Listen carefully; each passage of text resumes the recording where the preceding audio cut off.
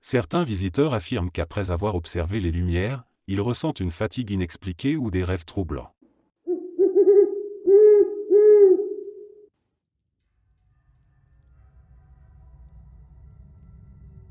Il était une fois un étudiant en architecture nommé Paul, passionné par l'histoire gothique et les édifices religieux. Une de ses obsessions était la cathédrale Saint-Bénigne à Dijon. Chaque dimanche, il s'y rendait pour admirer les vitraux, les arcs majestueux et surtout la crypte. Mais ce dimanche-là, sa visite allait prendre une tournure qu'il n'oublierait jamais. Paul avait entendu des récits vagues d'ombres mystérieuses qui apparaissaient dans la cathédrale. Des touristes racontaient des murmures étranges, des sensations d'être observé, mais rien de concret. Lui, sceptique mais curieux, décida de rester seul dans la cathédrale après la fermeture.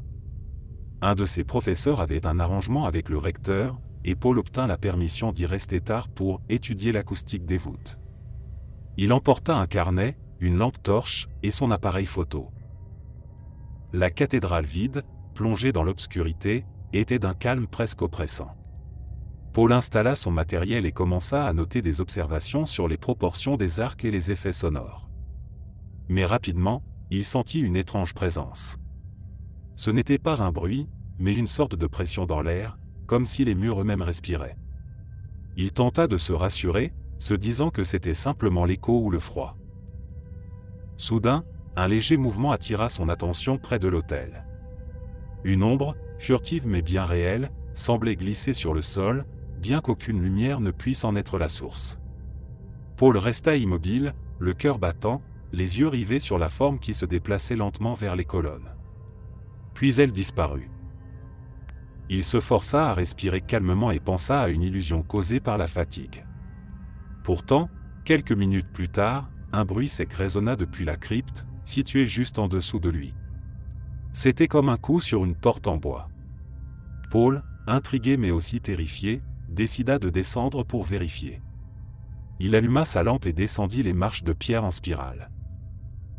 Arrivé dans la crypte, l'air était glacial. Les murs de pierre semblaient suinter une humidité ancienne. En dirigeant le faisceau de lumière, Paul aperçut quelque chose qui le fit reculer instinctivement, une silhouette sombre, immobile, au centre de la crypte. Elle ne bougeait pas, mais il avait la nette impression qu'elle le regardait. Il tenta de parler, d'un ton mal assuré, « Il y a quelqu'un ?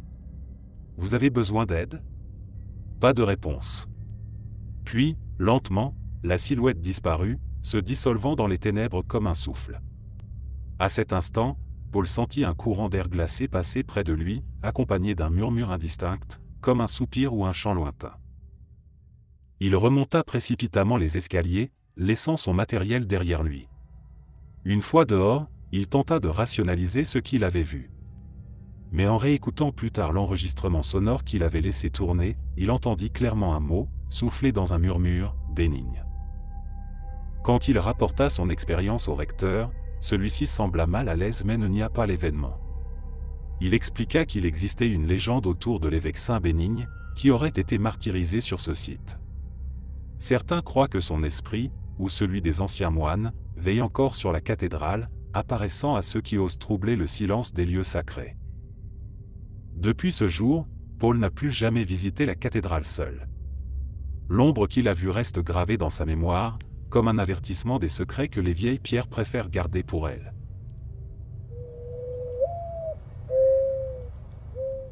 Les vieilles histoires ont une façon bien étrange de ressurgir, surtout lorsqu'elles parlent de créatures terrifiantes. À Dole, dans le Jura, une légende fait encore frissonner les habitants les nuits de pleine lune, celle du loup-garou. Et si vous demandez aux anciens, ils vous diront que ce n'est pas qu'un simple conte pour enfants. Tout commence en 1573.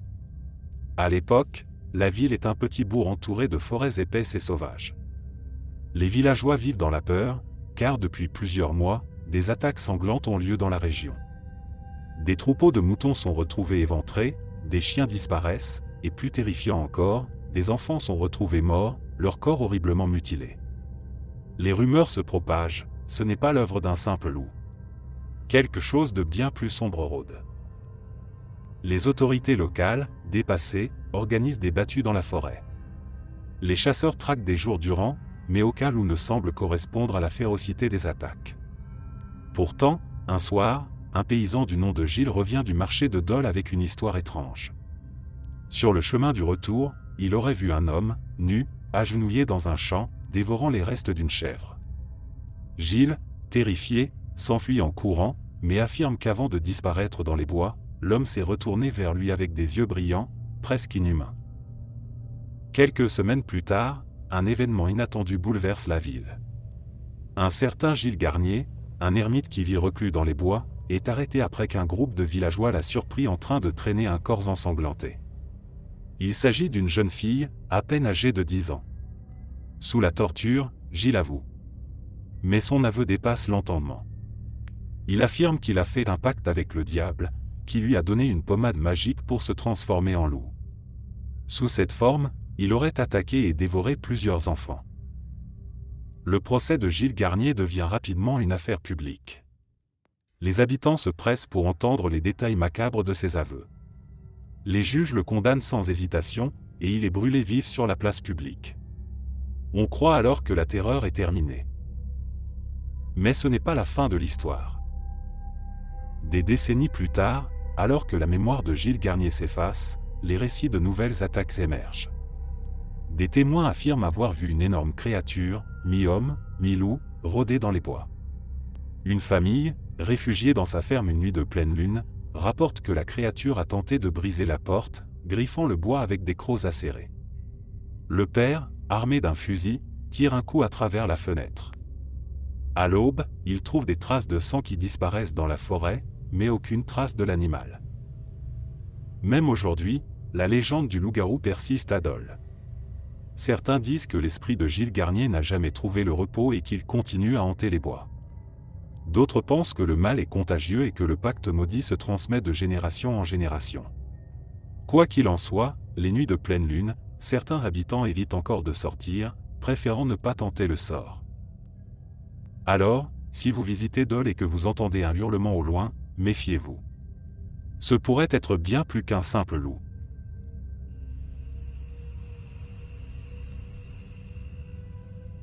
Dans le petit village de Gy, en Haute-Saône, l'église Saint-Symphorien est un lieu chargé d'histoire et de mystère. Les habitants la surnomment « l'église maudite », une appellation qui fait frissonner même les plus sceptiques. Mais cette réputation n'est pas née de simples superstitions. Elle trouve son origine dans un événement terrifiant survenu au Moyen Âge. Tout commence au XIIe siècle, quand l'église est construite sur une colline surplombant le village. On raconte que le terrain choisi n'était pas neutre. Avant la christianisation, ce site aurait été un lieu de culte païen où se déroulaient des rituels étranges. Selon la légende, les prêtres de l'époque auraient ignoré les mises en garde des villageois et auraient profané le sanctuaire païen pour y bâtir l'église. Une décision qui aurait déclenché une série de malheurs. Quelques années après la construction, un incident inexplicable ébranle la communauté. Pendant une messe, alors que les villageois prient en silence, un cri inhumain déchire l'air.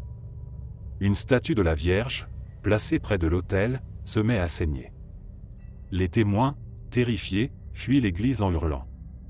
Le prêtre, quant à lui, s'effondre sur le sol et meurt sur le coup. Les villageois y voient un signe divin, le lieu est maudit. Au fil des siècles, d'autres phénomènes troublants surviennent. Des objets liturgiques disparaissent pour réapparaître dans des endroits improbables.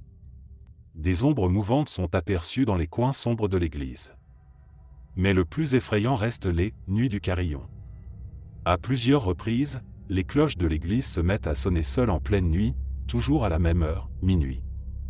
Les habitants, réveillés en sursaut, affirment qu'à chaque fois, une personne du village meurt peu après. Le récit le plus troublant date de 1752. Une femme du village, Marguerite, est accusée de sorcellerie après avoir été vue près de l'église pendant une nuit où les cloches avaient sonné. Sous la pression de la foule en colère, elle est jugée et brûlée vive. Mais avant de mourir, elle aurait crié une malédiction, ceux qui habitent sous l'ombre de cette église n'auront jamais de paix. Peu après, une série d'incendies ravage le village, renforçant l'idée que l'église est le foyer d'un mal surnaturel.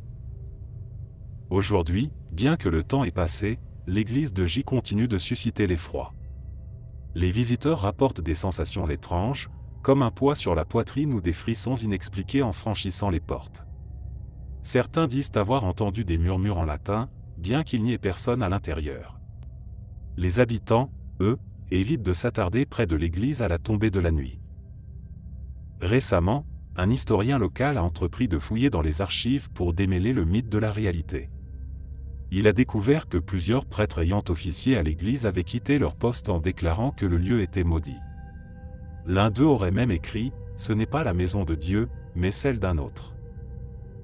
Alors, si vous passez par J, regardez bien l'église Saint-Symphorien. Peut-être ressentirez-vous cette étrange atmosphère qui glace le sang. Et si les cloches sonnent sans raison, surtout, priez.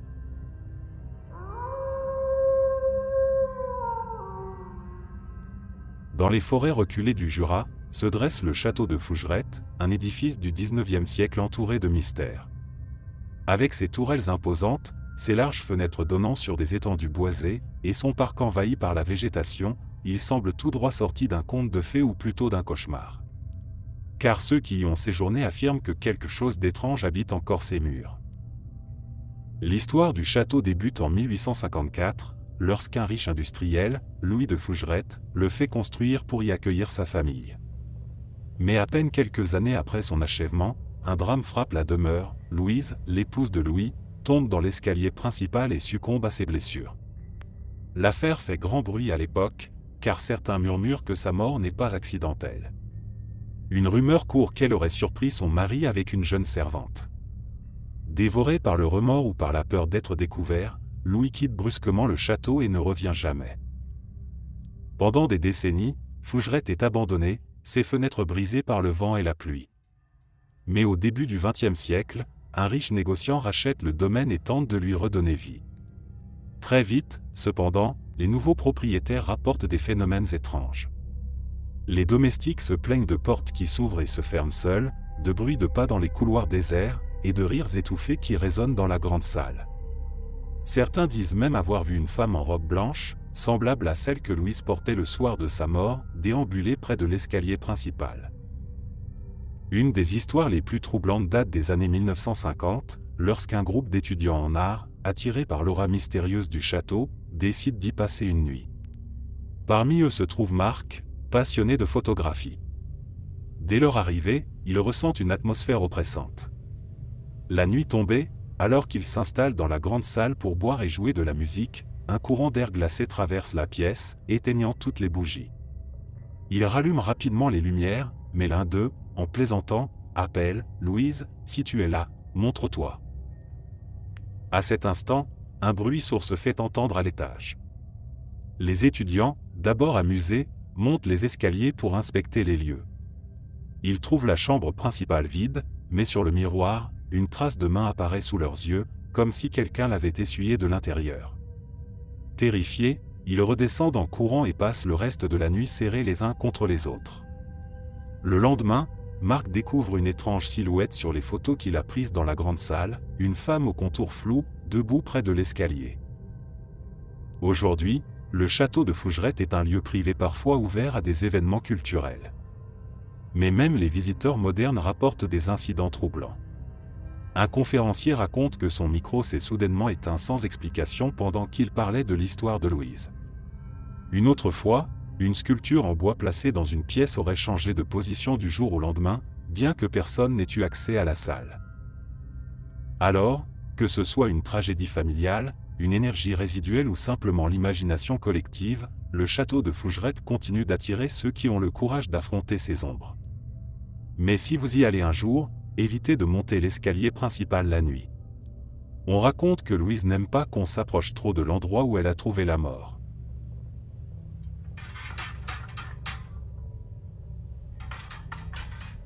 Perché dans un coin paisible de la Côte d'Or, le château de Commarin est l'un des joyaux de la Bourgogne, avec ses douves, ses jardins à la française et ses tours imposantes. Pourtant, derrière cette façade élégante se cache une histoire troublante que peu osent évoquer. Car selon les habitants, ce château abriterait des présences invisibles qui refusent de quitter les lieux. L'histoire remonte au XVIIe siècle, quand le château est le théâtre d'un drame familial. Jeanne de Commarin, une jeune héritière, tombe amoureuse d'un simple fermier.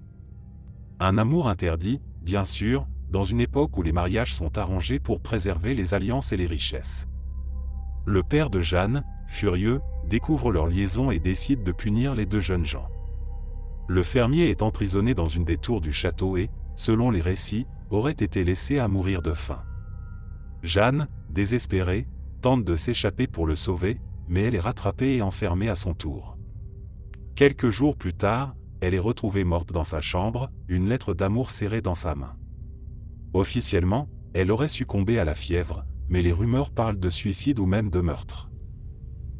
Depuis ce jour, plusieurs générations de propriétaires et de visiteurs ont rapporté des phénomènes étranges. Les domestiques du château, au fil des siècles, ont tous évoqué des bruits de pas dans les couloirs déserts et des pleurs étouffés venant des chambres vides.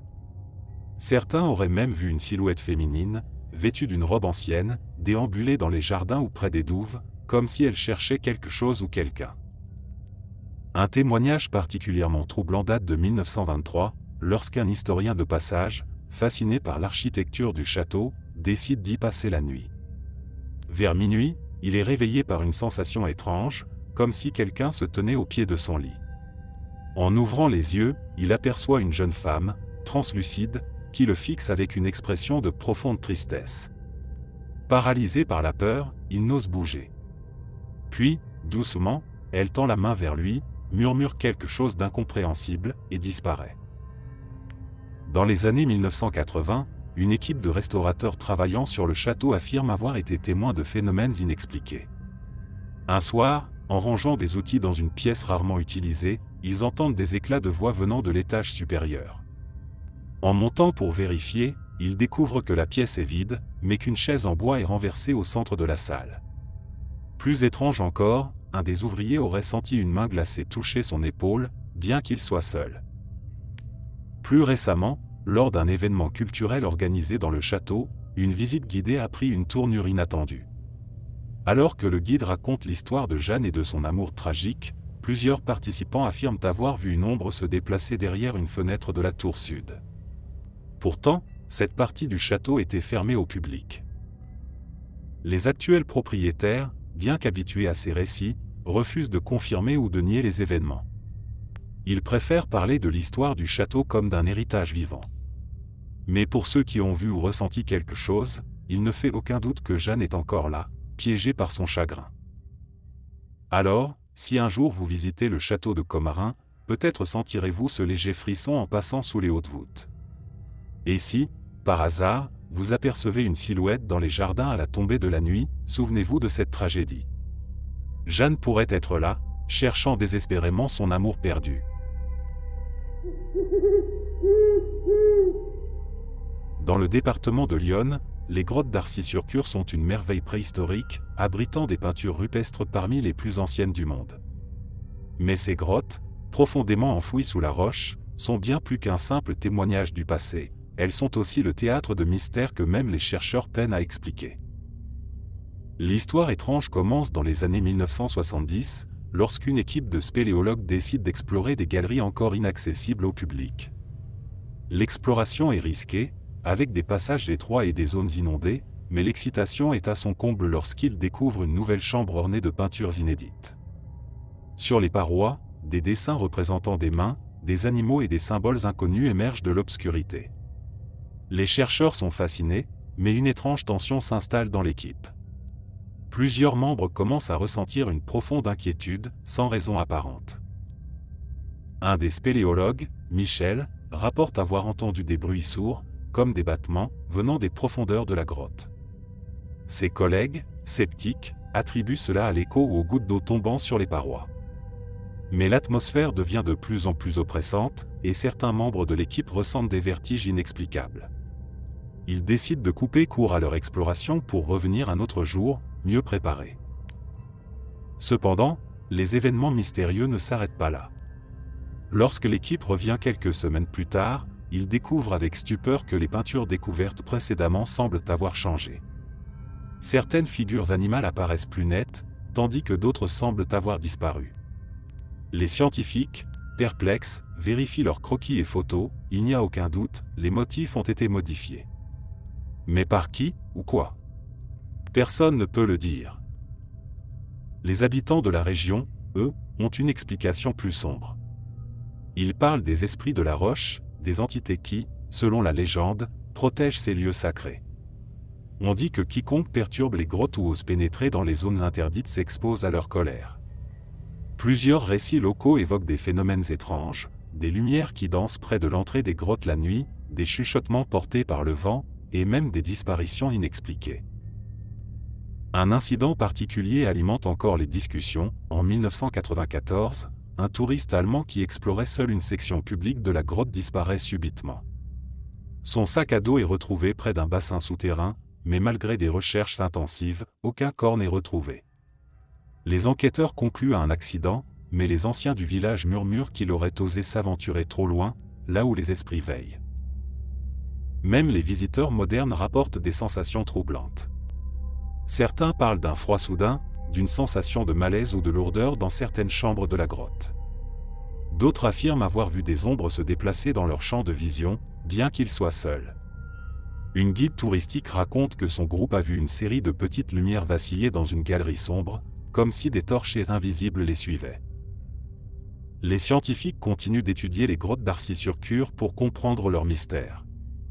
Mais une chose est sûre, ces lieux, vieux de 28 000 ans, semblent habités par une énergie qui dépasse notre compréhension. Peut-être les esprits de ceux qui ont peint ces parois, ou quelque chose d'encore plus ancien, veillent-ils toujours. Alors, si vous décidez de visiter les grottes, respectez ces lieux et leur silence ancestral. Car ici, chaque bruit, chaque ombre, pourrait bien être un rappel de ce que les anciens habitants savaient déjà: il y a des choses que la lumière ne devrait jamais déranger.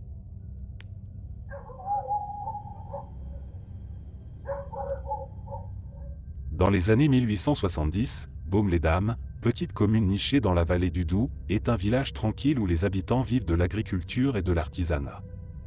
Mais un hiver, une série d'événements terrifiants s'abat sur la région, bouleversant à jamais la quiétude des lieux. Ces événements donneront naissance à la légende de la bête de Baume. Tout commence par la découverte macabre d'un troupeau de moutons mutilés dans une ferme isolée. Les animaux semblent avoir été attaqués avec une violence inouïe. Le fermier, effrayé, parle de griffes monstrueuses et de morsures qui ne ressemblent en rien à celles d'un loup ordinaire. Rapidement, d'autres fermes environnantes signalent des attaques similaires. Les rumeurs se répandent comme une traînée de poudre, une créature monstrueuse rôderait dans les bois autour de Baume-les-Dames. Un soir, alors que la pleine lune éclaire les collines enneigées, un chasseur nommé Étienne décide de s'aventurer dans la forêt pour traquer la bête. Armé d'un fusil et accompagné de son chien fidèle, il marche des heures dans le froid glacial. Mais vers minuit, il entend un hurlement strident, inhumain, qui glace le sang. Son chien, habituellement courageux, se met à aboyer frénétiquement avant de fuir. Étienne, quant à lui, reste paralysé par la peur en voyant deux yeux jaunes briller dans l'obscurité. La créature, immense et tapie dans les ombres, semble le fixer, avant de disparaître dans un mouvement rapide. Le chasseur revient au village, le visage livide, incapable de prononcer un mot cohérent. Les habitants, désormais terrifiés, organisent des battues. Des hommes armés parcourent la forêt pendant des jours, mais ils ne trouvent que des traces étranges, des empreintes de pattes gigantesques, mêlées à des marques qui ressemblent à des griffures sur les arbres. Certains commencent à murmurer que la créature n'est pas un simple animal, mais peut-être une malédiction ou une manifestation démoniaque. La peur atteint son paroxysme lorsque la créature est aperçue près du village. Une nuit, une femme qui revenait tard du lavoir affirme avoir vu une silhouette massive, couverte de poils sombres, traverser la route devant elle. Elle décrit une tête semblable à celle d'un loup, mais un corps à moitié redressé, presque humain. D'autres témoignages suivent, tous concordant sur une chose: cette bête est différente de tout ce qu'ils ont connu. L'affaire prend une tournure inattendue lorsqu'un ermite vivant dans les collines environnantes est accusé d'être lié à la créature. Les villageois, en proie à la panique et à la superstition, l'accusent d'avoir invoqué un démon ou d'être lui-même un loup-garou. Sous la pression, l'homme finit par avouer, peut-être sous la contrainte ou par désespoir, qu'il aurait été maudit après avoir volé une relique dans une abbaye voisine. Cet aveu alimente les superstitions, mais la bête continue de frapper. Un jour, pourtant, les attaques cessent brusquement. Certains disent que la créature a été abattue lors d'une battue, mais personne ne retrouve de corps. D'autres pensent qu'elle s'est simplement volatilisée, emportant son mystère avec elle. Le calme revient à Baume-les-Dames, mais la peur persiste dans les mémoires. Encore aujourd'hui, les anciens du village racontent l'histoire de la bête de Baume à ceux qui veulent l'entendre. Et lorsque le vent souffle fort dans les bois sombres entourant la vallée, certains prétendent encore entendre ce hurlement strident, comme un écho du passé.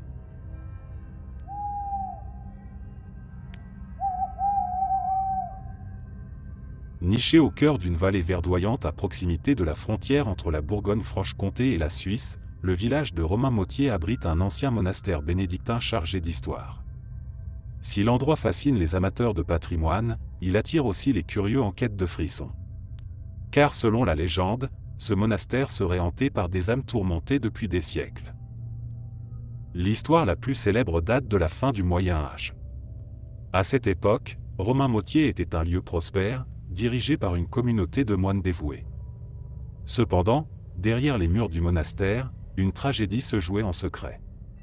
Un jeune novice nommé André, connu pour sa ferveur et sa piété, aurait été accusé à tort de voler des biens sacrés.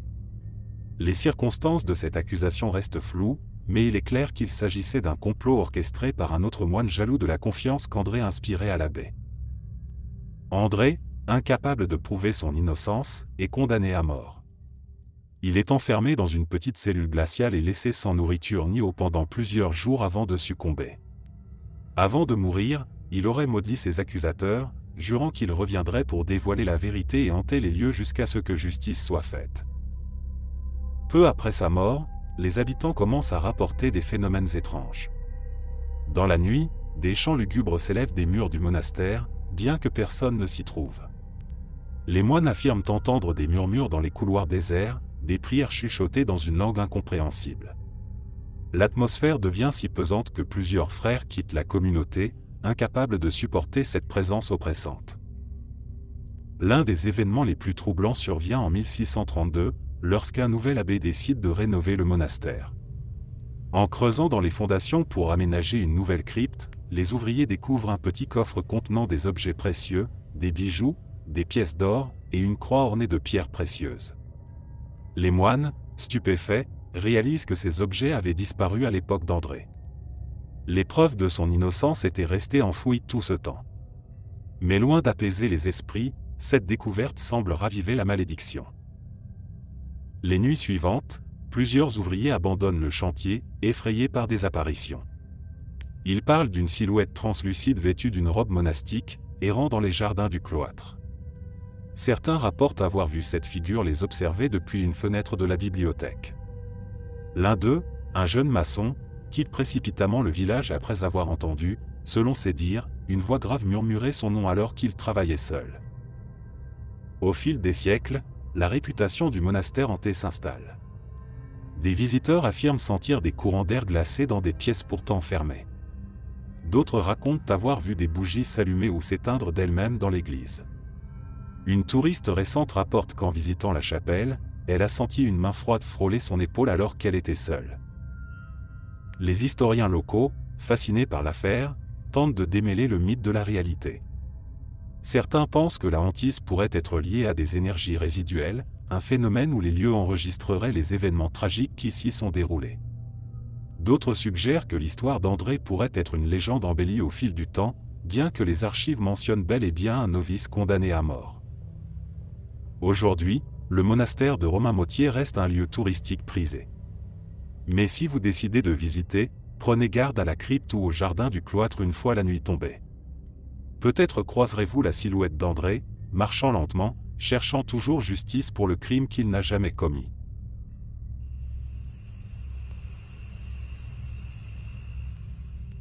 Dans le petit village de Montfaucon, en Franche-Comté, une vieille bâtisse en ruine attire depuis longtemps l'attention des habitants et des visiteurs curieux. Isolée au sommet d'une colline, cette maison abandonnée, surnommée la Maison du Diable, est entourée d'une aura de mystère et de peur. Personne n'ose s'en approcher à la tombée de la nuit, et ceux qui l'ont fait racontent des récits qui donnent la chair de poule. La légende locale raconte que, au XVIIIe siècle, la maison appartenait à un riche marchand du nom d'Étienne Gallet. Réputé pour être un homme avide et cruel, il aurait été impliqué dans des affaires douteuses, allant de la contrebande à des pratiques occultes. Selon les rumeurs, il aurait passé un pacte avec le diable pour accumuler sa fortune. En échange, il aurait dû sacrifier des âmes humaines. Pendant des années, il aurait attiré des voyageurs de passage dans sa maison pour leur offrir le gîte et les aurait assassinés dans des rituels sanglants. Un soir, un événement dramatique changea tout. Un prêtre en voyage, de passage dans la région, fut invité à séjourner chez Étienne. Mais durant la nuit, il aurait entendu des bruits étranges provenant de la cave, des gémissements, des prières désespérées, suivis de rires gutturaux. Le prêtre, courageux, descendit dans la cave avec une croix et une lampe. Ce qu'il y vit aurait glacé le sang de n'importe quel homme, une salle obscure, ornée de symboles démoniaques, où Étienne était en train d'accomplir un rituel. Face à cette découverte, le prêtre récita des prières d'exorcisme. On raconte que la maison entière fut secouée par un bruit terrifiant, comme un cri venu des entrailles de la terre. Étienne fut retrouvé mort au centre de la pièce, les yeux ouverts dans une expression de terreur, et la maison fut abandonnée.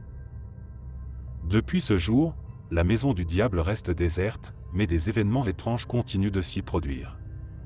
Les habitants de Montfaucon évitent soigneusement de s'en approcher, surtout la nuit. Certains rapportent avoir vu des lumières vaciller à travers les fenêtres brisées, comme si des bougies s'y allumaient seules. D'autres affirment entendre des cris étouffés ou des chuchotements portés par le vent lorsqu'ils passent à proximité. En 1978, un groupe de jeunes décidèrent de braver les rumeurs et de passer une nuit dans la maison. Ils s'équipèrent de lampes torchées, d'un magnétophone et d'un peu d'alcool pour se donner du courage. Au début, tout semblait calme, bien que l'atmosphère soit lourde et oppressante.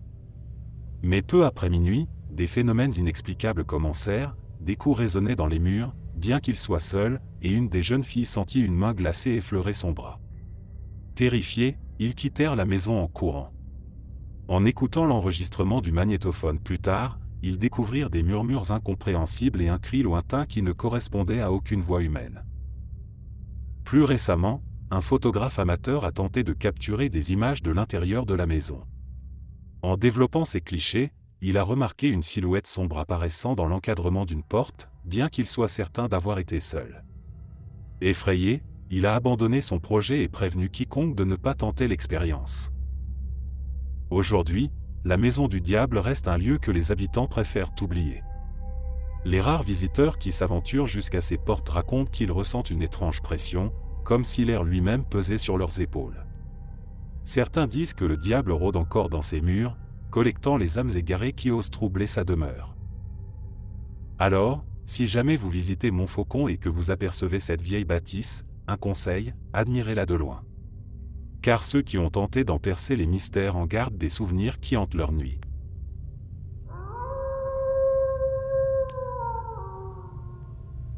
Le lac de Vouglan, dans le Jura, est un lieu de beauté naturelle, ses eaux turquoises attirant chaque année des milliers de visiteurs. Mais derrière son apparence paisible se cache une histoire sombre. Depuis sa création en 1968, après la construction du barrage de Vouglan, le lac a été le théâtre de mystérieuses disparitions qui laissent les locaux et les enquêteurs perplexes. Tout a commencé quelques années après la mise en eau du barrage. En 1973, un pêcheur expérimenté nommé Pierre disparaît sans laisser de traces. Son bateau est retrouvé vide, dérivant à la surface. Aucune preuve de noyade, aucune explication logique. Les recherches intensives, incluant des plongeurs professionnels, ne donnent rien. Ce n'est que le début d'une série d'événements troublants. Au fil des décennies, plusieurs autres disparitions surviennent, toujours dans des circonstances étranges. En 1986, une famille en vacances rapporte qu'un de leurs enfants, âgé de 10 ans, s'est aventuré près de la rive pour ramasser des cailloux. Quand il se retourne quelques secondes plus tard, il n'est plus là. Aucune trace, aucun cri, rien. Les recherches mobilisent la gendarmerie et des volontaires, mais l'enfant n'est jamais retrouvé. Les locaux commencent à parler d'un « esprit du lac », une entité qui attirerait les imprudents dans ses profondeurs. La légende du lac de Vouglan prend racine dans un fait historique. Avant la création du lac, la vallée abritait un village, des fermes et une ancienne abbaye cistercienne, aujourd'hui engloutie sous l'eau.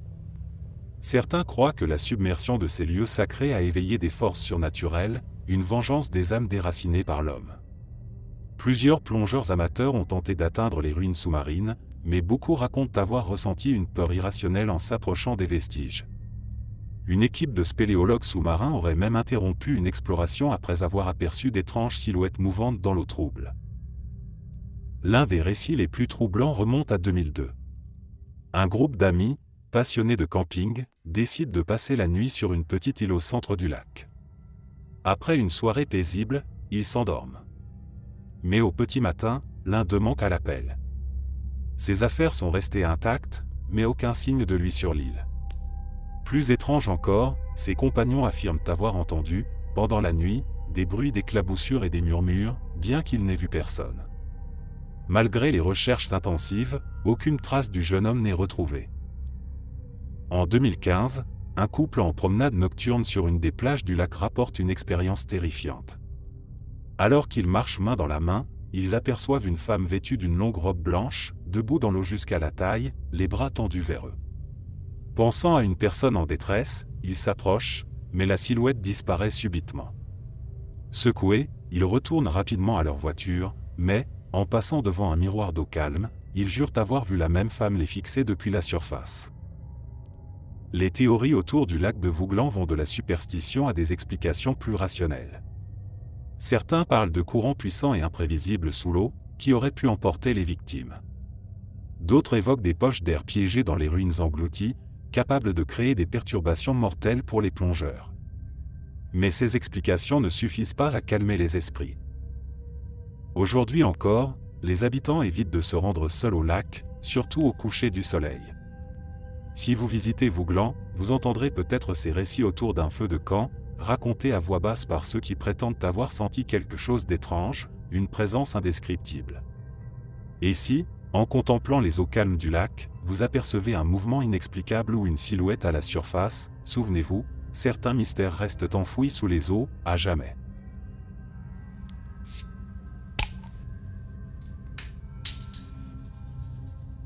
Dans la région de Bourgogne, une rumeur tenace alimente les conversations depuis des siècles. Un trésor, amassé par les Templiers avant leur dissolution au XIVe siècle, serait caché quelque part, enterré sous terre ou dissimulé dans les profondeurs d'une abbaye oubliée. Ce mystère fascine les chasseurs de trésors et les amateurs d'histoire, d'autant plus que des indices tangibles semblent confirmer son existence. Tout commence en 1307, lorsque le roi Philippe le Bel, en quête de richesses pour combler les caisses vides du royaume, ordonne l'arrestation des Templiers. L'ordre, autrefois puissant et respecté, est accusé d'hérésie et ses membres sont traqués, emprisonnés et torturés. Mais malgré les efforts du roi, le trésor légendaire des Templiers, accumulé pendant les croisades, reste introuvable. Selon la légende, les chevaliers auraient anticipé leur chute et caché leur fortune en des lieux sûrs, loin des regards royaux. L'un de ces lieux supposés serait situé en Bourgogne, terre historique des Templiers. La commanderie de la Romagne, un bâtiment en ruine niché au cœur des collines bourguignonnes, est souvent cité comme un des endroits possibles. Les archives révèlent que cette commanderie était autrefois un point stratégique pour les Templiers et qu'elle abritait des souterrains complexes. Mais lorsque des archéologues ont tenté d'explorer les lieux au XIXe siècle, ils ont découvert des galeries effondrées et une étrange stèle gravée de symboles énigmatiques. Certains pensent que ces symboles sont une carte codée menant au trésor. Un incident troublant a renforcé le mystère en 1924, lorsqu'un fermier, travaillant un champ voisin de l'ancienne commanderie, trouva un objet étrange, une croix d'or ornée de pierres précieuses, gravée de l'inscription Non Obi Domine, devise des Templiers. Il se rendit au village pour montrer sa trouvaille, mais le soir même, la croix disparut mystérieusement, tout comme le fermier, qui ne fut jamais revu. D'autres histoires parlent d'une abbaye abandonnée près de Cluny, où les Templiers auraient caché des coffres remplis de reliques et de pièces d'or. En 1943, un groupe d'adolescents, explorant l'abbaye délabrée, aurait découvert un escalier menant à une salle souterraine. Ils y auraient vu des coffres scellés, mais avant de pouvoir les ouvrir, ils furent surpris par un bruit terrifiant, comme un gémissement qui semblait provenir des murs eux-mêmes. Effrayés, ils s'enfuirent sans jamais y retourner. L'histoire, bien que considérée comme une exagération, a alimenté la fascination pour ce lieu. Même dans les années récentes, des chasseurs de trésors continuent de chercher des indices. En 2017, un passionné d'histoire équipé d'un détecteur de métaux affirme avoir détecté une anomalie métallique sous un monticule près de l'ancien site de la Romagne. Mais lorsqu'il commence à creuser, une tempête soudaine éclate, l'obligeant à abandonner. Il raconte plus tard qu'il avait ressenti une étrange oppression sur son cœur et entendu un bruit ressemblant à des pas dans la forêt environnante, bien qu'il soit seul. La légende du trésor des Templiers continue de vivre, alimentée par des récits de tunnels, de cartes mystérieuses et de découvertes fugaces. Historiens et sceptiques affirment qu'il est improbable qu'un tel trésor existe encore, mais les amateurs de mystère y voient une preuve supplémentaire du secret bien gardé des Templiers. Si vous êtes en Bourgogne et que vous passez près des ruines de la Romagne ou d'une ancienne abbaye, ouvrez l'œil. Peut-être trouverez-vous un indice, une pierre gravée ou une entrée oubliée menant à des profondeurs insoupçonnées.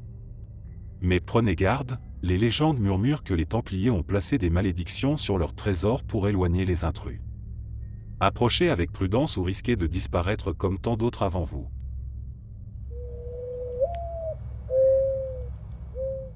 Les hospices de Beaune, avec leurs toits aux tuiles colorées emblématiques, attirent des visiteurs du monde entier. Ce lieu chargé d'histoire, fondé au XVe siècle comme un refuge pour les malades et les pauvres, est une véritable perle de la Bourgogne. Mais peu de gens savent que derrière ces murs magnifiquement restaurés se cache un mystère qui alimente les légendes locales depuis des siècles. Tout commence à la fin du XVIIe siècle, lorsque les sœurs hospitalières remarquent d'étranges phénomènes dans les sous-sols des hospices. Ces galeries, creusées pour stocker des vivres et du vin, abritaient également une chapelle souterraine dédiée à Saint-Nicolas.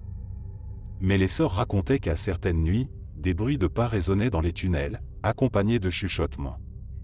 Plusieurs fois, des lanternes s'éteignaient brusquement sans raison apparente, plongeant les lieux dans une obscurité angoissante. La légende prend une tournure plus troublante lorsqu'une des sœurs, sœur Marguerite, affirme avoir vu une silhouette vêtue de noir près de l'autel de la chapelle souterraine. Elle décrit un homme à l'apparence austère, portant un grand chapeau à large bord. Lorsqu'elle s'approche pour lui demander ce qu'il fait là, il disparaît comme une ombre dans les ténèbres. Intriguées, les sœurs décident d'explorer plus en détail les souterrains. Lors de leur inspection, elles découvrent une trappe dissimulée sous une dalle de pierre. En l'ouvrant, elles tombent sur une petite pièce cachée, contenant un coffre scellé. Le coffre, une véritable œuvre d'art avec ses ferrures gravées de symboles religieux, refuse de s'ouvrir malgré tous leurs efforts. La clé, apparemment, est introuvable. La rumeur du coffre caché se répand en Beaune, attirant la curiosité des habitants et des nobles de passage. Certains pensent qu'il contient des reliques sacrées ou des documents secrets liés à l'histoire des hospices. D'autres murmurent qu'il renferme un trésor amassé par les fondateurs, peut-être même lié aux Templiers, dont la Bourgogne était un fief. Mais les choses prennent un tournant sinistre. Peu de temps après la découverte du coffre, sœur Marguerite tombe gravement malade. Dans son délire, elle raconte que l'homme en noir est revenu la voir, lui murmurant des paroles qu'elle refuse de révéler. Elle meurt quelques jours plus tard, laissant les autres sœurs terrifiées. Au fil des ans, plusieurs tentatives sont faites pour ouvrir le coffre, mais tout échoue. À chaque tentative, des incidents inexplicables se produisent, des outils disparaissent, des chandeliers tombent sans explication, et des ouvriers rapportent des sensations de malaise intense. Certains abandonnent même leur poste, convaincus que le lieu est hanté. Plus récemment, en 1998, une équipe d'historiens obtient l'autorisation d'explorer les sous-sols avec des outils modernes. Ils découvrent une série de tunnels oubliés, menant à des salles qui semblent avoir servi à des rituels religieux. Mais le coffre, bien que toujours intact, reste un mystère. L'équipe note également une inscription latine gravée sur la pierre près du coffre, gardée pour l'éternité. Aujourd'hui, les sous-sols des hospices de Beaune ne sont pas ouverts au public, mais ceux qui ont eu la chance de les visiter parlent d'une atmosphère étrange, presque oppressante. Les guides locaux préfèrent ne pas évoquer cette partie de l'histoire, mais les habitants les plus âgés murmurent encore que le coffre cache un secret trop dangereux pour être révélé. Alors, si vous visitez les hospices, laissez-vous émerveiller par leur beauté, mais souvenez-vous, sous vos pieds se trouvent des galeries qui gardent leur mystère, peut-être à jamais. Et si, par hasard, vous croisez une silhouette sombre dans l'ombre d'une pierre, ne posez pas de questions. Certains secrets préfèrent rester enfouis.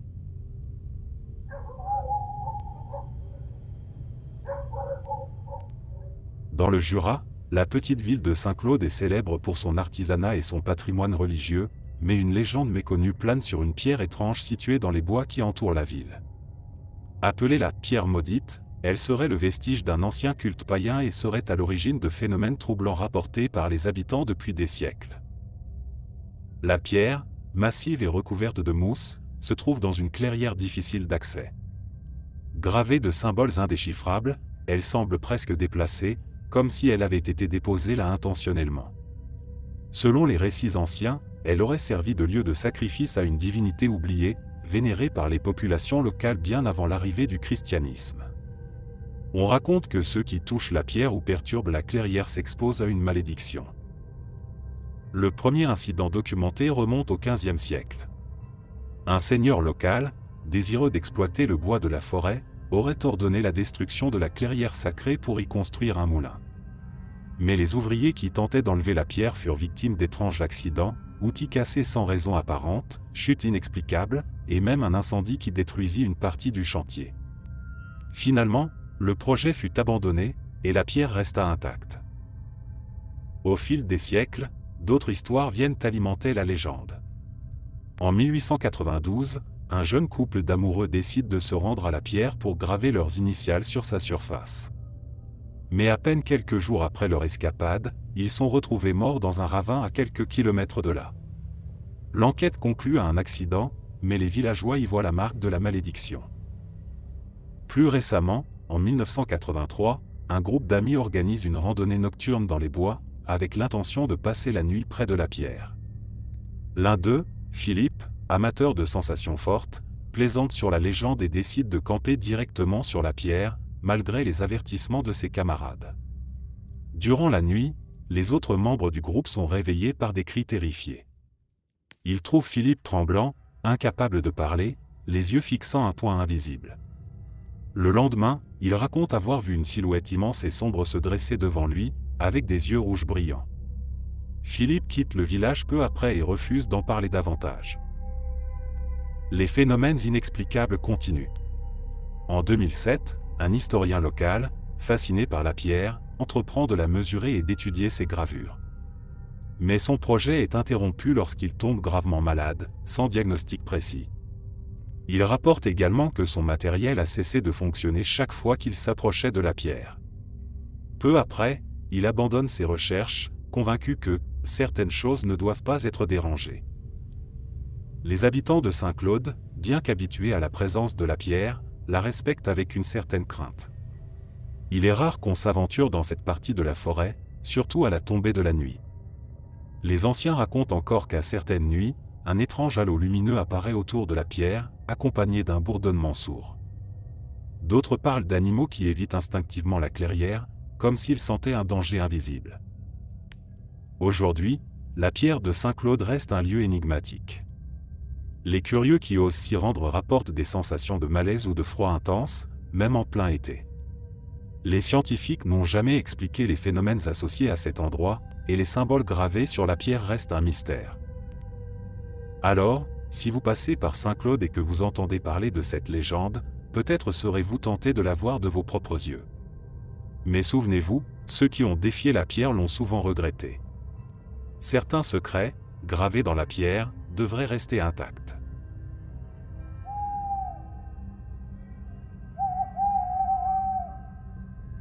Le Morvan, avec ses vastes forêts et ses collines mystérieuses, est souvent décrit comme un lieu enchanteur, presque hors du temps. Mais pour les habitants des villages environnants, il n'est pas rare d'entendre des récits troublants sur des apparitions inexplicables qui hantent ces bois depuis des siècles. Tout commence par une histoire ancienne, transmise de génération en génération. Au Moyen Âge, un ermite vivait dans une cabane au cœur de la forêt. Ce moine solitaire, connu sous le nom de frère Anselme, était réputé pour ses talents de guérisseur et son lien particulier avec la nature. Mais un jour, un groupe de brigands attaqua la région. Anselme tenta de les raisonner, mais il fut tué de manière brutale. Selon la légende, avant de mourir, il aurait juré de protéger la forêt de toute intrusion malveillante.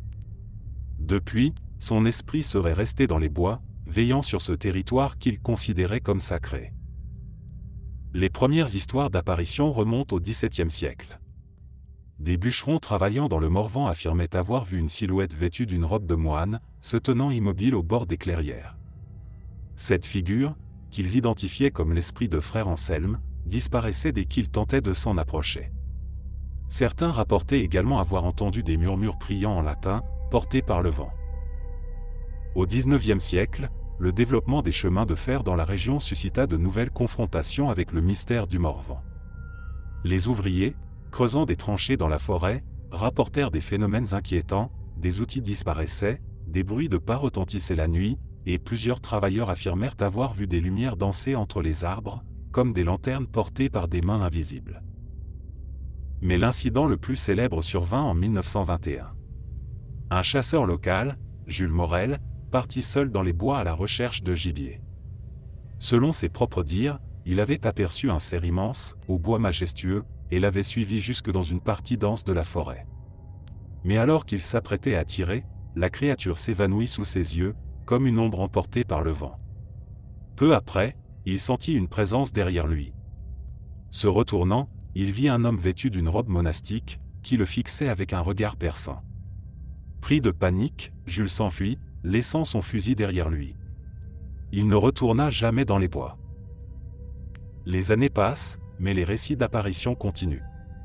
En 1984, une excursion scolaire tourne court lorsqu'un groupe d'enfants prétend avoir vu une femme en robe blanche, flottant entre les arbres. Leur professeur, d'abord incrédule, avoue plus tard avoir ressenti un froid glacial et un malaise inexplicable à cet endroit précis. Les habitants du village voisin, interrogés, confirment que cette clairière est connue pour être un lieu où les esprits des bois apparaissent. Des chercheurs en phénomènes paranormaux se sont rendus dans le Morvan à plusieurs reprises, mais aucune explication scientifique n'a pu être donnée.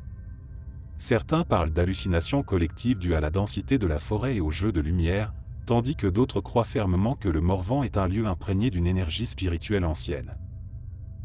Aujourd'hui, les randonneurs qui s'aventurent dans le Morvan racontent souvent des expériences troublantes, des bruits de pas les suivants, des murmures dans une langue ancienne, ou encore des ombres furtives visibles au coin de l'œil. Mais malgré ces récits, la forêt continue d'attirer ceux qui cherchent à découvrir ses secrets. Alors, si un jour vous vous perdez dans les bois du Morvan, ouvrez l'œil. Peut-être verrez-vous une lumière entre les arbres, ou entendrez-vous un murmure. Mais souvenez-vous, le Morvan ne se laisse jamais approcher sans laisser une marque indélébile sur ceux qui osent le défier.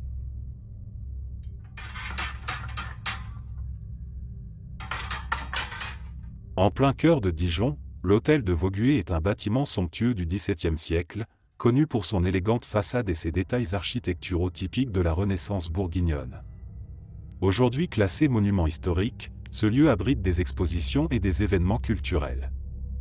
Mais au fil des ans, il s'est également forgé une réputation bien plus troublante, celle d'être hanté par une présence sombre, insaisissable, que certains appellent la Dame en Noir. L'histoire prend ses racines au XVIIIe siècle. À l'époque, l'hôtel particulier appartenait à une riche famille, les Vaugué, qui organisait de somptueuses soirées pour l'élite locale. Mais un drame familial éclate en 1783, lorsqu'Anne de Vaugué, une jeune femme promise à un noble, est retrouvée morte dans sa chambre. Officiellement, elle aurait succombé à une fièvre foudroyante, mais les rumeurs racontent qu'elle se serait suicidée après avoir appris que son mariage arrangé l'éloignerait de son véritable amour, un simple domestique. Depuis lors, le bâtiment semble porter les traces de ce tragique événement. Les premiers récits d'apparition remontent au début du XIXe siècle. Des serviteurs travaillant dans l'hôtel affirmaient entendre des pas légers résonner dans les couloirs déserts et des sanglots étouffés derrière les portes fermées. Plusieurs d'entre eux racontèrent avoir vu une femme vêtue de noir, se tenant immobile dans l'ombre d'une alcôve ou à l'angle d'une pièce. Chaque fois qu'ils tentaient de s'approcher, elle disparaissait. Un incident marquant survient en 1847, lorsqu'un artiste en résidence, logé temporairement dans une des chambres de l'hôtel, raconte avoir été réveillé en pleine nuit par un bruit de tissu froissé. En ouvrant les yeux, il aperçoit une silhouette noire, debout au pied de son lit. Paralysé par la peur, il reste immobile jusqu'à ce que la figure disparaisse lentement. Le lendemain, il quitte les lieux précipitamment, refusant d'y remettre les pieds. Avec les années, la légende de la Dame en Noir grandit. Des visiteurs affirment ressentir un froid soudain en passant près de l'escalier central, là où Anne aurait été vue pour la dernière fois. D'autres disent entendre des murmures indistincts, comme des prières ou des suppliques, émanant des murs eux-mêmes. En 1972, des ouvriers rénovant une aile de l'hôtel firent une découverte intrigante. En perçant un mur pour agrandir une pièce, ils tombèrent sur une petite alcôve scellée contenant une boîte en bois. À l'intérieur, ils trouvèrent une vieille lettre, écrite par Anne elle-même. Le texte, à peine lisible, évoquait son désespoir face à son mariage forcé et une demande de pardon adressée à un certain A, probablement son amant. Après cette découverte, plusieurs ouvriers rapportèrent des phénomènes inexpliqués sur le chantier, outils déplacés, bruit de pas alors qu'ils étaient seuls, et même une sensation d'être observés. En 2008, lors d'une exposition temporaire, un visiteur passionné d'histoire capture une photo de l'intérieur de l'hôtel. En examinant son cliché, il remarque une silhouette sombre, floue, debout près d'une fenêtre. Aucun des autres visiteurs présents ce jour-là ne se trouvait à cet endroit. La photo fait le tour des amateurs de phénomènes paranormaux, mais reste inexpliquée. Aujourd'hui, l'hôtel de Vaugué continue d'accueillir des événements, mais les anecdotes troublantes persistent. Les guides locaux évitent de trop insister sur la légende de la Dame en Noir, préférant mettre en avant le patrimoine architectural du lieu. Mais ceux qui s'attardent tard dans les salles vides parlent encore de frissons, de chuchotements et du nombre fugace aperçu au détour d'un couloir. Alors, si vous visitez Dijon et passez par l'hôtel de Vaugué, admirez ses détails élégants et son histoire fascinante. Mais gardez un œil sur les coins sombres et les miroirs anciens. Car Anne, dit-on, veille toujours sur son ancien foyer, vêtu de noir, portant le poids d'un amour brisé.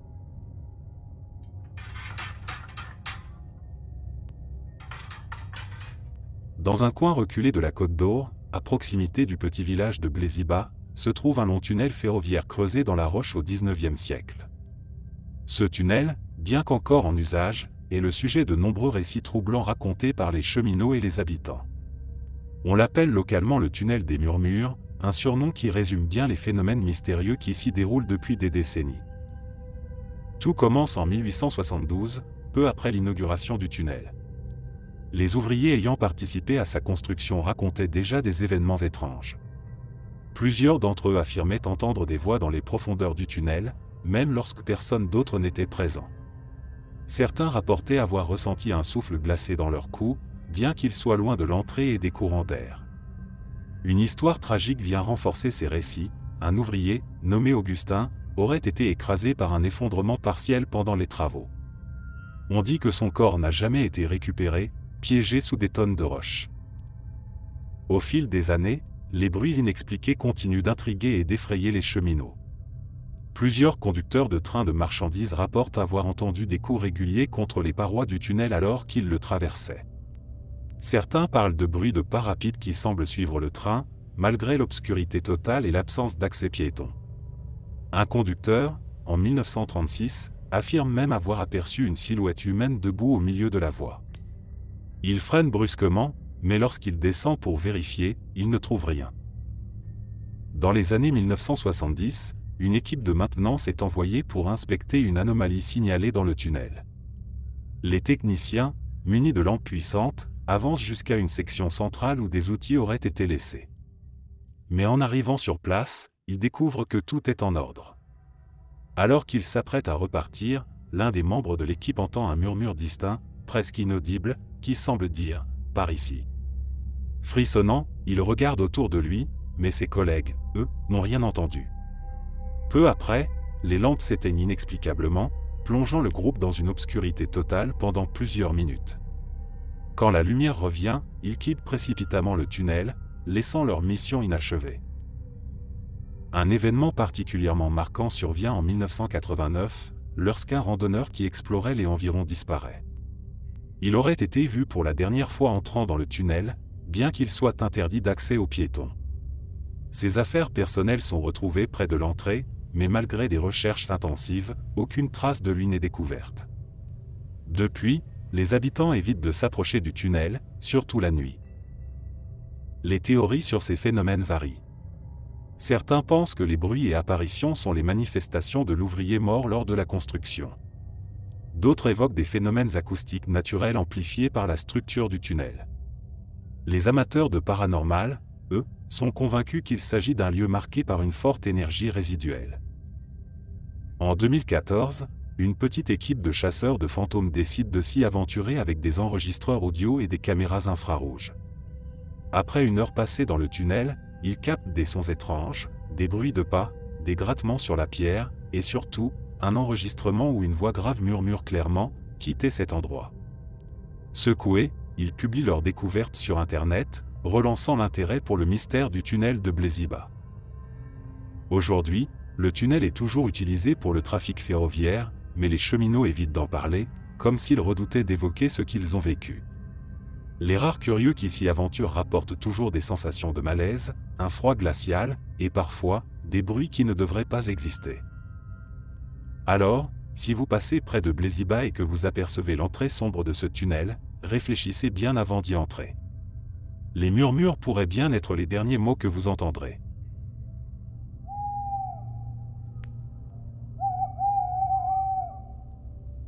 Perché sur une colline dans le Doubs, le château de Joux est une forteresse majestueuse chargée d'histoire.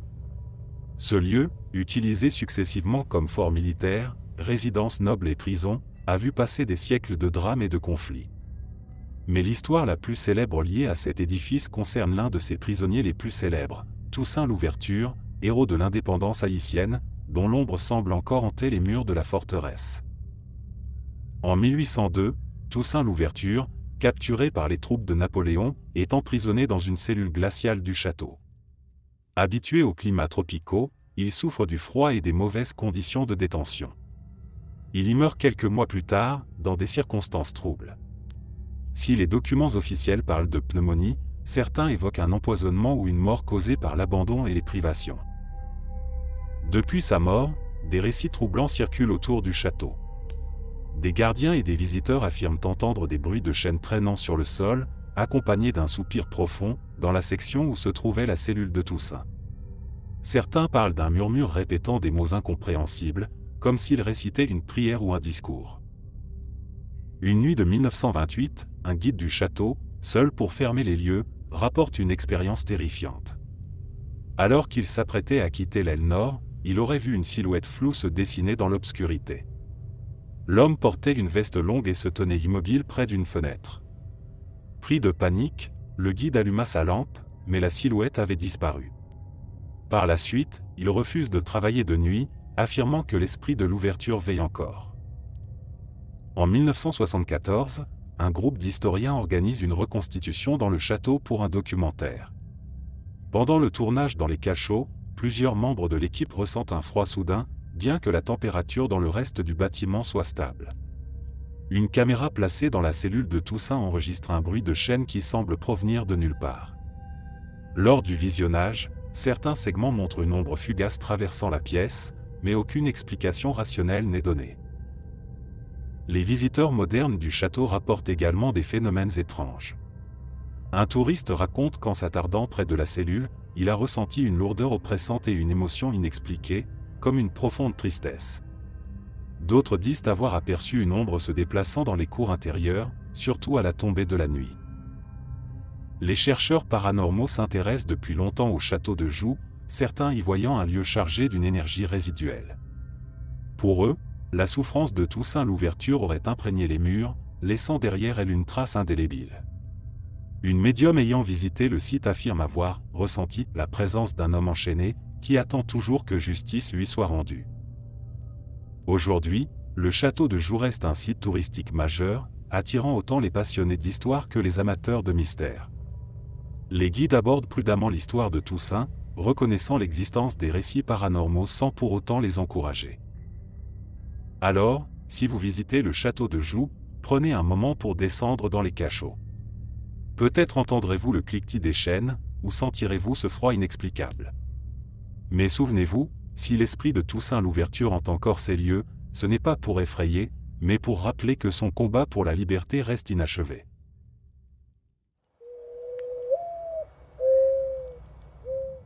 L'église Saint-Jean, nichée dans le cœur historique de Besançon, est un lieu de culte discret, connu pour son architecture romane et son histoire ancienne.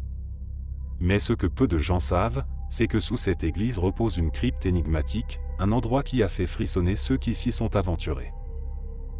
La crypte, redécouverte lors de travaux de restauration au début du XXe siècle, semblait avoir été oubliée pendant des siècles. Lorsque les ouvriers retirèrent une dalle brisée au pied de l'autel, ils tombèrent sur un escalier en pierre menant à une salle voûtée. À la lumière des torchers, ils découvrirent des niches creusées dans les murs, contenant des ossements humains. Mais ce qui attira immédiatement l'attention, ce fut l'agencement étrange de ces ossements. Certains crânes et fémurs semblaient disposés en cercle, formant des motifs incompréhensibles. L'équipe, intriguée mais méfiante, fit appel à des archéologues pour examiner les lieux. Les experts datèrent les ossements du Haut Moyen Âge, mais aucune explication claire ne put être donnée quant à leur disposition. Les registres paroissiaux ne faisaient mention d'aucune pratique funéraire de ce type. Rapidement, des rumeurs circulèrent, la crypte aurait servi à des rituels interdits, peut-être même à des cérémonies occultes. Les premiers visiteurs de la crypte rapportèrent des sensations troublantes. Certains évoquaient un froid intense, bien plus glaçant que celui d'une cave ordinaire. D'autres parlaient d'une odeur de soufre qui disparaissait aussi soudainement qu'elle apparaissait. Une restauratrice, en nettoyant une colonne ornée de motifs anciens, prétendit entendre un murmure, comme une prière dans une langue qu'elle ne comprenait pas. Elle quitta son poste le lendemain, convaincue que la crypte était maudite. Le mystère s'épaissit en 1947, lorsqu'un curé, intrigué par les récits, décida de bénir la crypte pour apaiser les craintes. Pendant la cérémonie, les chandelles qui illuminaient la pièce s'éteignirent brusquement, plongeant les lieux dans une obscurité totale. Les témoins présents rapportèrent un bruit sourd, semblable à des pas lourds, résonnant dans la salle. Lorsque les lumières furent rallumées, rien d'anormal ne fut trouvé, mais le curé refusa de retourner dans la crypte par la suite. En 1985, une équipe de chercheurs en phénomènes paranormaux obtint l'autorisation d'étudier les lieux. Ils utilisèrent des magnétophones et des caméras pour tenter de capturer des preuves de l'activité étrange. Les enregistrements révélèrent des sons troublants, des grattements, des murmures indistincts, et, sur une bande audio, une voix grave prononçant les mots venimeux comme. Bien que ces enregistrements restent controversés, ils ajoutèrent à la réputation inquiétante de la crypte. Les récits modernes continuent d'émerger. En 2009, un groupe de touristes, guidés dans l'église, descendit brièvement dans la crypte. L'un des visiteurs, une femme sensible aux lieux chargés, s'évanouit subitement après avoir déclaré qu'elle sentait une présence dans la salle. Elle expliqua plus tard qu'elle avait eu l'impression que quelqu'un la fixait depuis l'ombre, bien qu'il soit seul. Aujourd'hui, la crypte de l'église Saint-Jean n'est accessible que sur demande spéciale. Les guides locaux n'évoquent ces mystères qu'avec précaution, préférant insister sur l'histoire religieuse de l'église. Mais pour les habitants de Besançon, la crypte reste un sujet de fascination et d'effroi, un lieu où le passé semble encore murmurer à ceux qui s'en approchent. Si un jour vous avez la chance de descendre dans ces profondeurs, ouvrez l'œil et tendez l'oreille. Mais prenez garde, les ombres dans cette crypte ne sont peut-être pas aussi immobiles qu'elles en ont l'air.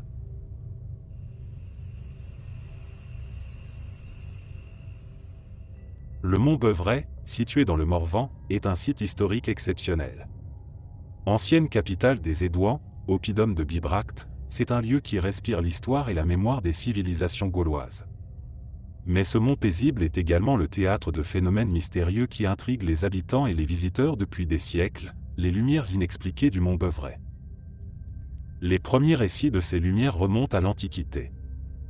Les druides gaulois considéraient le mont Beuvray comme un lieu sacré, et certains textes anciens mentionnent des « feux divins » qui apparaissaient parfois dans le ciel au-dessus du site. Avec le temps, ces récits furent oubliés, jusqu'à ce qu'ils refassent surface au XIXe siècle, lorsque des archéologues commencèrent à fouiller le site. En 1867, lors d'une campagne de fouilles dirigée par Jacques-Gabriel Bulliot, plusieurs membres de l'équipe rapportèrent avoir vu des sphères lumineuses danser au sommet du mont. Ces lumières, décrites comme bleutées et mouvantes, semblaient apparaître soudainement avant de disparaître dans les bois. Bulliot lui-même, bien que sceptique, nota ces observations dans son journal, évoquant des phénomènes lumineux sans explication rationnelle. Les récits continuèrent de s'accumuler. Dans les années 1920, un berger affirme avoir vu des lumières flotter au-dessus des ruines de l'oppidum, formant des cercles parfaits avant de s'évanouir. Quelques jours plus tard, il tombe gravement malade et raconte avoir entendu des voix lors de son observation, comme des chants lointains en une langue inconnue. Depuis, les habitants de la région évitent de s'aventurer seuls sur le mont Beuvray après le coucher du soleil. En 1975, une expédition scientifique menée par des géologues et des historiens tente de capturer ces phénomènes.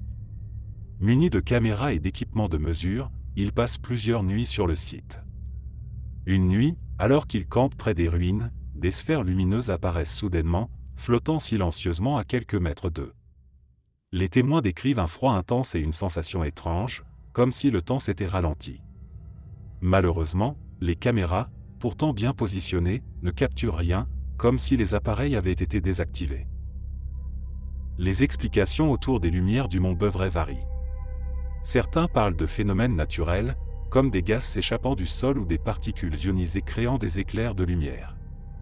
Mais ces théories ne convainquent pas tout le monde, surtout que les lumières semblent parfois interagir avec les témoins, comme si elles avaient une intelligence propre.